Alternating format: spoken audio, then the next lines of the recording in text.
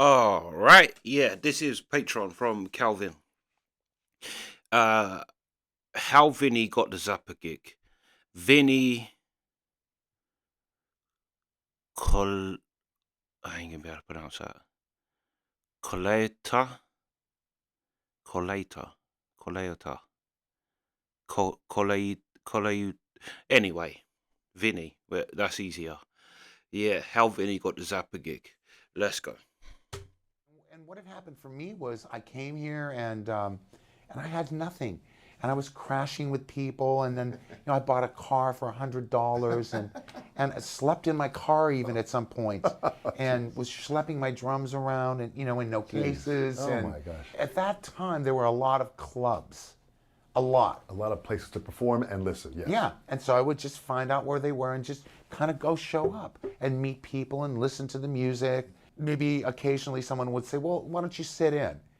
And I'd sit in, and then I'd meet someone else and go and sit in, and then I'd meet someone else, and they'd say, "Hey, we've got a gig," but I mean, they weren't big money gigs, so I was playing gigs for very little money, but I was meeting people, and probably 3 or 4 months after being here, and I struggled quite a bit. I somehow was playing at this club in Venice.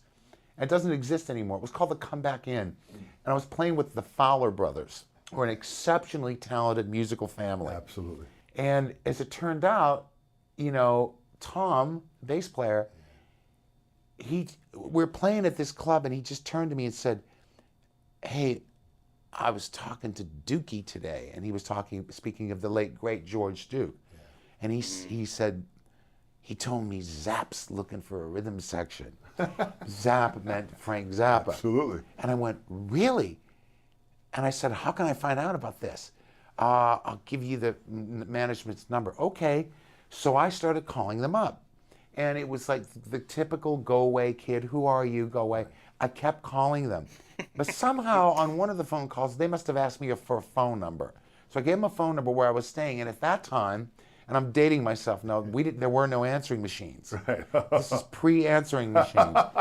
Wired landline. If you're home, great. If you're not, you miss oh it. well. That's it, yeah. So I happened to be home one day, or at this place that I was crashing at, listening to the Zappa record. And I had my drums set up, and I was playing, and I heard the phone ring.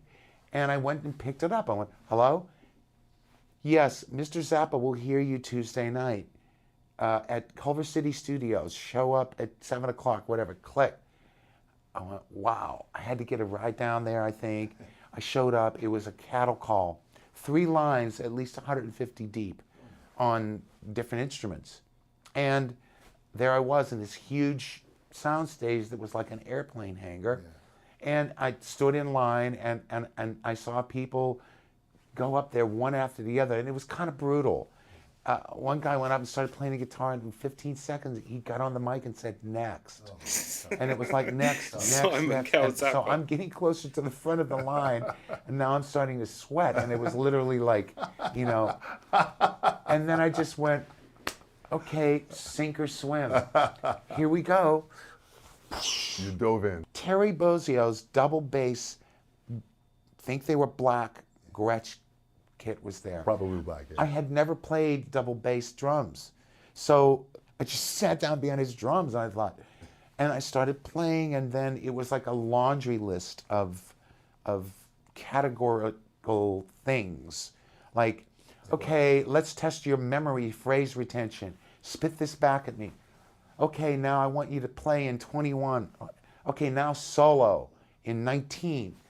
Okay, now we're going to test your sight reading," And then he put the black page down, and I looked away and started playing it from memory as he was putting it on the page. And he thought, "Oh, you think you're a smart aleck." He takes it off, puts something called Pedro's Dowry down, which was this long orchestral piece, and said, 3, 4, and I had to play it in unison with Ed Mann. So I'm trying to read this thing, and I'm reading it, and maybe in 10 seconds, 15 seconds goes by, and he picks it up and goes, "Yes, you can read. Okay, next." And so at this point, I'm thinking, I actually thought, I must have been up here about a minute already. Wow. And And then he just stopped and said, come over here, pulled me to the side of the stage, and in his almost exact words, he looked at me very deadpan and said, I'd be amazed right now if anybody could come up here and cut you. But out of respect, I have to listen to a few more people. Can you please go and wait over there? And I went, okay. And I stood in this little holding area, and Ike Willis was over there and said to me, did he ask you to wait too? And I said, yeah. And then about 5 minutes later, well, maybe 15 minutes later, the manager comes over to us and says, oh, well, Mr. Zappa would like to hire you. When can you start? Oh my gosh. And I said, now.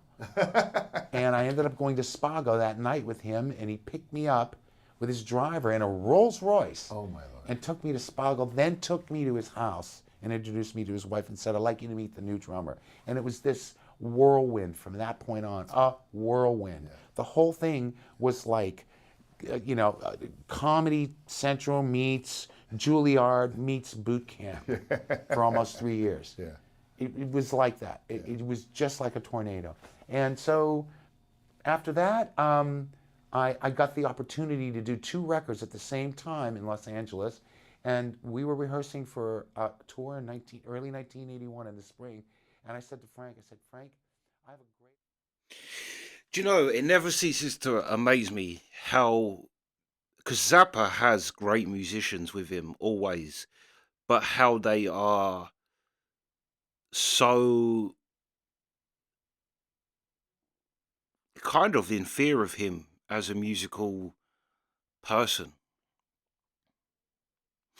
But having heard other things about Zappa, like the fact that he could read music, I think was probably a big thing. Because I remember someone else saying that he, because I think Zappa's had a band of people that didn't read music. And then then he started to get. I'm sure I can't remember who the other. It might be the drummer as well. That said that once kind of Zappa knew he could read and could read well. Yeah,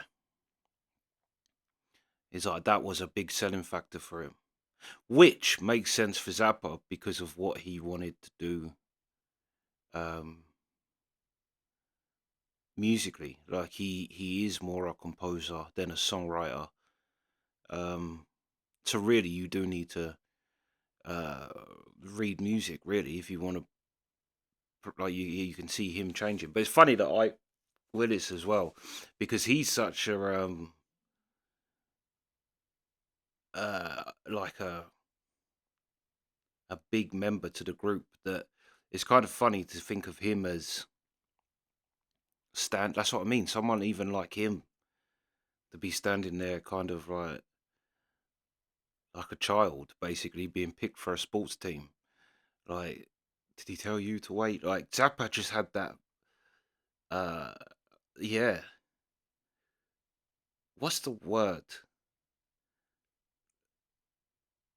I suppose admiration really is what it boils down to, is that they admired him. And but Zappa is like the original Simon Cowell, having people come up, pay for 15, just next. Yeah. You think, well, I've been up here for a minute. It must be going well. But yeah.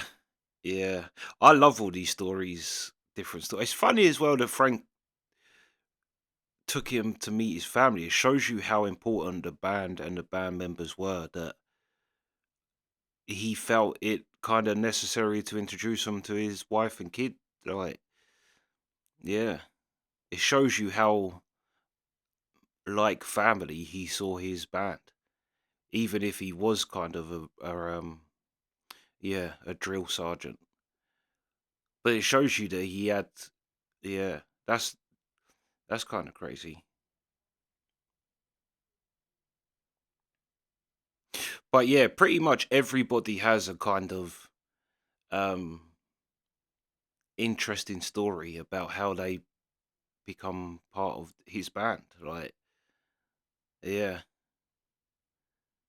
But yeah, like I say, this was Calvin's request, and Calvin has sent some musical Zappas, but they've all like longer lives. But yeah, I'm gonna I'll start one of them probably next week, or maybe just do a day where we do a whole live Zappa performance all in one day.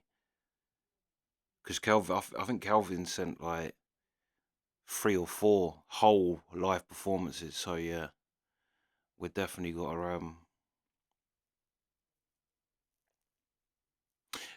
move on to that. But yeah, I do enjoy these, I have to say. But yeah, that's the reaction.